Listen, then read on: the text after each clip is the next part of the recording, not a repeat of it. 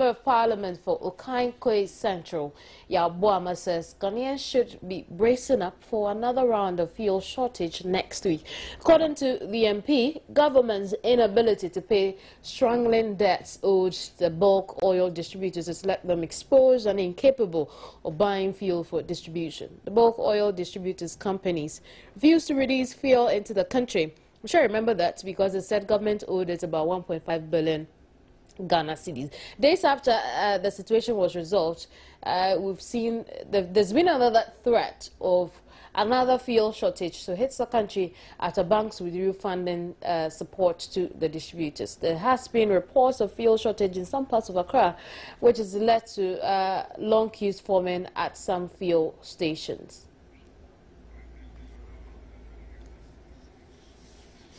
Right, so we'll get in touch with the BDC in a bit and confirm the story from the Member of Parliament for Okankwe Central, Yabuama. You know, Yabuama is asking us to brace ourselves for another round of fuel shortage next week because government has not been able to live up to its expectations when it comes to the debts owed the bulk oil distributors. Now, when we get senior, I'll come back to that. But now, let me just read a few of your messages that have come through. On Facebook, we've been asking about Red Friday, and Marjorie Tremantin thinks it's politics as usual. Meanwhile, Benjamin is asking that this be every other Friday. I'll go on to Twitter now and read some of your messages that have come through. And right, so then I have a few of your messages on Twitter. Akwesi Sapons tweeted hashtag Red Friday, hashtag Ghana. Isiansan says, I'm excited listening. Even the usual praise singers are now telling the truth to the naked king. Yes, hashtag Red Friday, Ghana Fest.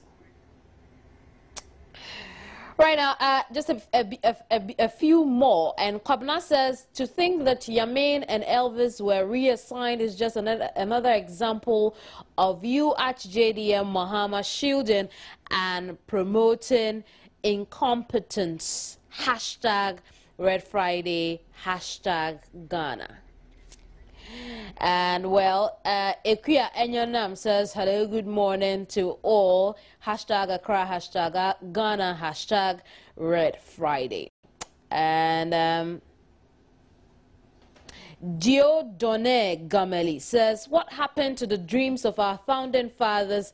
This is not the Ghana they fought for. And hashtag Red Friday. Okama Boom says, Red Friday because Mother Ghana deserves better. I'll go on to read from Graham Knight. He says, hashtag Red Friday for hashtag Ghana that is better than an empty slogan. Kojo Annan and Kuma says, hashtag Red Friday just because we love our president and we want action from you, Mr. President. JM, let it happen for God and Ghana. Right now. So I'll just read a bit more of it later. Let's go to the Jomoro district where we have heard that 5 persons have died with more than 5,000 residents in that district in the western region rendered homeless following the perennial rains. According to the district coordinator of the National Disaster Management Organization, Jaffers Baidu, people there are unable to go to school. About 6 schools there have virtually been submerged by floods, and he stated rivers in Jomoro have overflown their banks.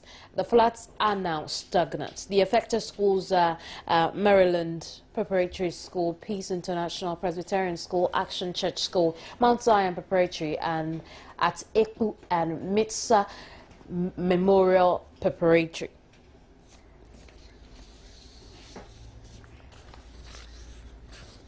Let's get an update on the Jomoro floods now. I'm joined over the telephone by Western Regional Correspondent William Benjamin Peters. Hello, Benjamin. Hello, Kamini. What has changed? The floods were stagnant, and we we're under the impression. If you could lower the volume on your TV set, so I'm getting very terrible feedback. We heard that NADMO was trying to pump the water out of the area. What's changed? Unfortunately, no change has come since we reported on the incidents yesterday. And let me make this correction here. The death rate is not 5. Only one person has died out of the situation. He's popularly known as Coach, and my information is that he got electrocuted in the process. And as I was saying, no improvement has come. Help is yet to reach the affected victims. We received earlier reports that the NADMO officials have extended some helping hands to them. But unfortunately, the situation is not like it was reported on, and no help has come to the people, and they are now waiting for the people to come. And what the NADMO officials are now telling me is that they are handicapped.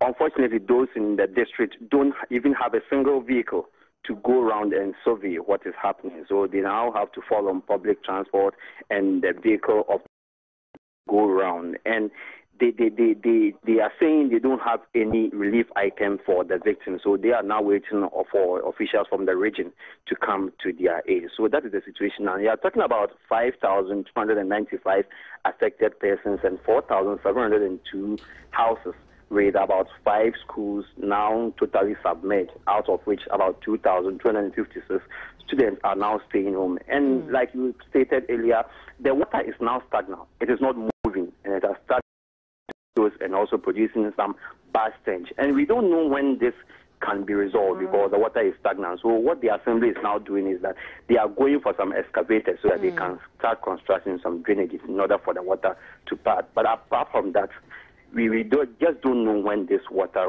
will totally dry up. It can even go ahead to even months and even several days because the water is now stagnant. It's not moving at all. William, I'm going to have you host the line. I have the DCE for Jomoro over the telephone. Sylvester Nyama Daddy is DCE for Jomoro. Hello, Sylvester. You're welcome to the program. Thank you. Sylvester, why hasn't help reached the people of Jomoro? First of all, let me greet your listeners and the good people of Ghana. The issue is that when the flood occurred, we dealt with the National Secretariat and the Regional Secretariat of NADMO as well. And we have been given a green light that there are some few disaster relief items at Sekendi, which, as I speak to you now, we are dispatching a care truck to go for them to come and then support the victim. Apart from that, we were also given assurance from the rescue team that they are going to reorganize themselves and then come to support us to, ensure that the flood is reduced or cleared so that people will have their peace. How soon are we going to see both things you have spoken about this morning happen in Jomoro? You've spoken about getting rid of the stagnant water. You've also spoken about the fact that you've sent a pickup truck to pick up some items for these displaced persons.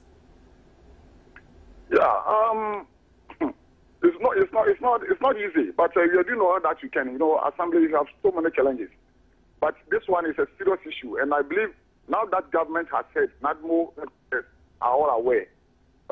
Let's hope that maybe in less than no time they will come to their aid. Don't you have a fund of your own that you can use for some of these things even before NADMO comes into the picture? No, for now, you don't have a fund for NADMO for now. No, because, I'm asking, you receive monies from government. These are monies that are supposed to come to you, what can may.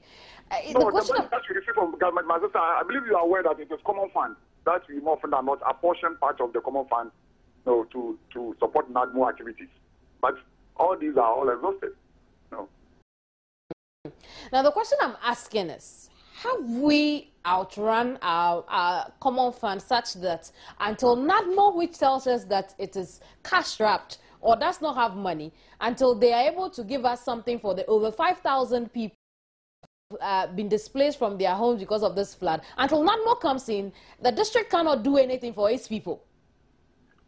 Yeah, we can do something. One, what we can do as an assembly is that we have given them education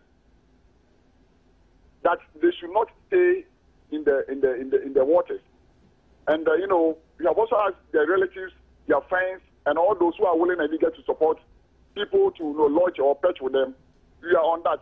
We have also asked them that we are on we are doing all that we can to come to the aid. But assembly, to be honest with you, now we don't have funds to procure whatever they need for now to support their cause. Why don't you have funds? Come again? Why don't you have money to do that? Oh, my sister, you don't have money. The fact is I don't have money. Because you have not received your money or because you have used it already? Yeah, it has been exhausted already before the flood occurred. Very well. And so Yeah. what items should these people expect from NADMO? The items you are going to pick up? Mattresses and second-hand clothing, some plastic items, buckets, plates, and other items to support them. I see. And will these items be enough for all the 5,000 people? No. For now, it's not enough, but it is said that half a loaf is better than none. So it is coming in bits or in phases. So all those who will be receiving the first phase, when another phase or another supply comes, it will be channeled to those who have not benefited. I see. So how are you going to distribute? No, NADMO have data of all those who were affected. Very well. So NADMO will be in charge. I see. And the water in the area, our correspondent tells us, is breeding mosquitoes, which could only compound the situation in Jomoro. When are we going to see the water cleared? You see, to be honest with you, as I speak to you now, the land is now at a saturation point. And you thank God that for about 5 days now, it has not rained. So until NADMO headquarters comes with their equipment, we are waiting. I see. Until then, we can't clear the water. We cannot clear it because the whole land is saturated. It's saturated. That's sad. That's even the district itself cannot help its own self to clear water. You see, the district can help. The only help you can do, we have done that. And then the issue is beyond our limit. And I don't know whether you know the district. Jomoro is a vast area. So you share so many boundaries with La Côte d'Ivoire, and then Aoyi Swaman, Amenfi, Elembele, and then the Gulf of Guinea. It's a vast area, so it's not easy. I see. So then it's very difficult for you to clear the stagnant water, which could only compound the already horrible situation in Jomoro. Thank you very much, Sylvester. Sylvester Nuama Dadia is DCE for the area. William is still over the telephone. William, how many communities are we looking at? 10. I see. That's very vast. It's bad, and it's even extending to some of our borders with Côte d'Ivoire. As I speak to you now, there is this town called Newtown, and the main road leading, or which separates Ghana or Jomoro from the Ivory Coast, is now flooded. And passengers, what they are now doing is they pick a car and alight at an end. Another car will come and pick them. I've been to the place this morning, and it's terrible. When we are speaking about more than 5,000 people now stranded, some of them are lodging with their family members, and others have now started renting other apartments. Unfortunately, some people have taken undue advantage of the situation, and they are charging exorbitant price. Yesterday I said it. Some people are charging as high as 40 cedis for a room. And we don't know when this water will turn back to your home. So until then, you have to endure this hardship. So for those who cannot afford this exorbitant rent, and for those who do not have relatives they can live with, how are they managing with the situation? Yeah, some of them are now lodging in churches and others in front of their houses. I spoke to a woman yesterday, and she is now lodging in a store, sort of what we normally call kiosk.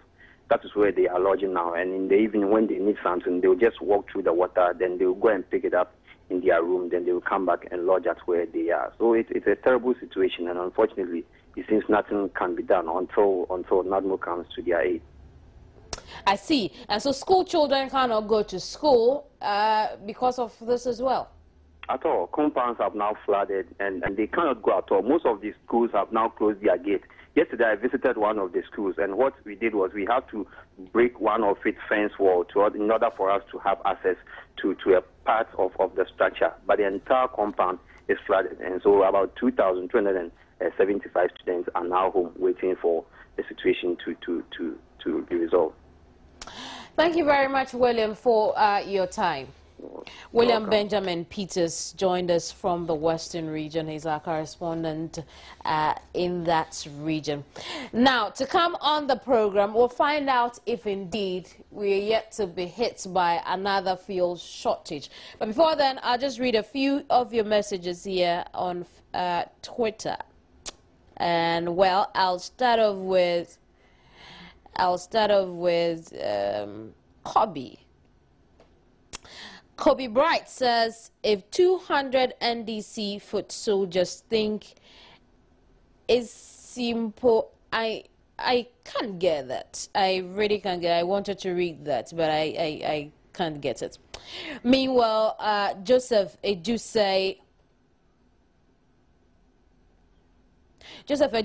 says, hashtag Red Friday, because I don't understand how Bertin Oduro could be first Deputy Speaker of Ghana's Parliament.